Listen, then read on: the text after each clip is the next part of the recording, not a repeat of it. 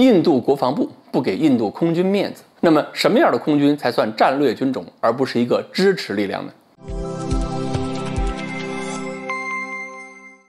各位网友，大家好，我是罗小飞。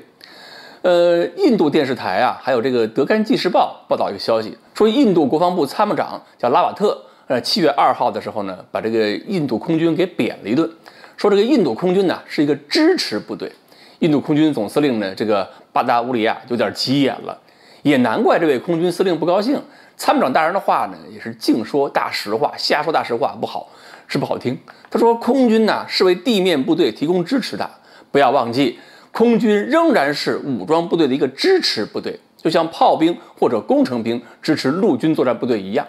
他们将是一个支持部队，但他们有作战宗旨，他们有空军的作战宗旨，并且在行动中支持地面部队，这是他们必须了解的宗旨。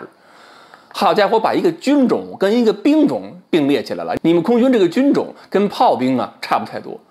那空军司令当然就火了，当天就反驳了，他说空军不仅仅是一个支持角色，空军在任何综合作战领域都有巨大的作用，这不仅仅是支持的事儿。但是呢，要想一下，印度这事儿呢，说到底就是个军种之间呢互相不服，要争面子，谁都不愿意矮一头。这个在很多国家军队里边是常态包括美军这个争面子也很严重的。但是呢，印度空军能力确确实实就和印度国防部长说的一样，真的就是一个陆军的支持性的力量。不能因为说你这空军里边高种姓的人多，你空军就高人一头；陆军的低种姓人多，你就低人一头吗？也不是这么说的。毕竟战场上的地位才是最重要的。你比如说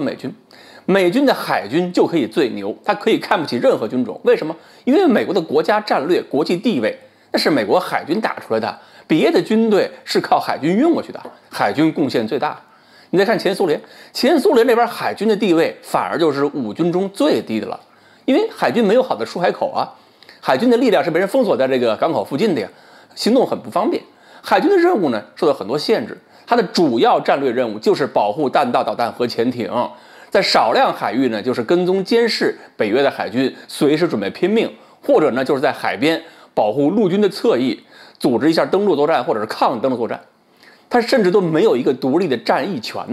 只能是一个附庸性的军队。甚至你看飞行员，从航校出来，飞行员好不好？好飞行员是防空军先挑走，然后空军再挑。海军拿到的飞行员是什么？都是人家挑剩下的，他没资格先挑嘛。所以你能看得出来，前苏联海军地位有多低，就是除了弹道导弹和潜艇部队以外，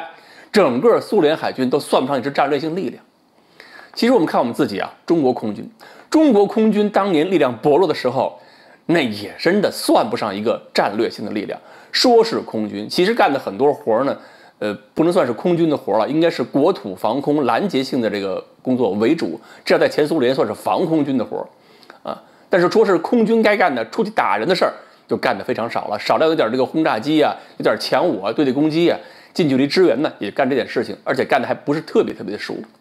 所以呢，名字叫空军，实际上干的是防空军的活，任务呢也就是保护重要城市，支持陆军作战，想当年都不是做得很好的。但现在不一样了，现在中国空军可以说了，自己是一支重要的战略力量了，而不仅仅是另一个军种的支持力量了。为什么？因为我们空军的装备技术发生了巨大的变化，我们有了大规模的战略打击能力和投送能力。这靠的是什么？我们有一批轰炸机虽然不是很先进，但是发射的导弹已经是远程巡航导弹了，甚至还有一些个高超音速导弹嘛。另外，我们运20也有了，大量的运输机部队也可以撑起来了，远距离打击、远距离投送能力都有了，形成战略空军了。然后就是战略空军思想建立起来。本来就不是哪个国家的空军都有资格成为一个独立战略空军的，也不是每个空军都有资格去搞出一套这个战略思想的。基本上都是要足够的相应的装备体系和理论体系支撑起来，空军才能成为一支独立的战略力量，而不是支持力量。所以说，印度空军你现在没有必要去跟人争这个话题，因为你真的没资格成为战略军种。印度空军现在能干嘛呢？投送方面有一些 C-17能力比以前好一些了，但是数量有限。进攻方面只能靠战斗机进行一些浅纵深的打击任务，基本都属于战术性任务，干的确确实实就是参谋长说的前线飞行炮兵的事儿。他的地位肯定就不如印度陆军海军地位高嘛，思想更谈不上。不过呢，按照印度人的性格，如果空军司令这么不服气的话，他们可能会考虑研制自己的隐身战略轰炸机。按照印度自力更生发展的水平，只要他们能够坚持50-60年，印度空军就可以实现自己的战略梦想了。好，关于印度空军司令到底该不该不服气，不服气又能怎么样？我们今天呢就说到这儿，欢迎大家继续关注我们的栏目，我们下期再见。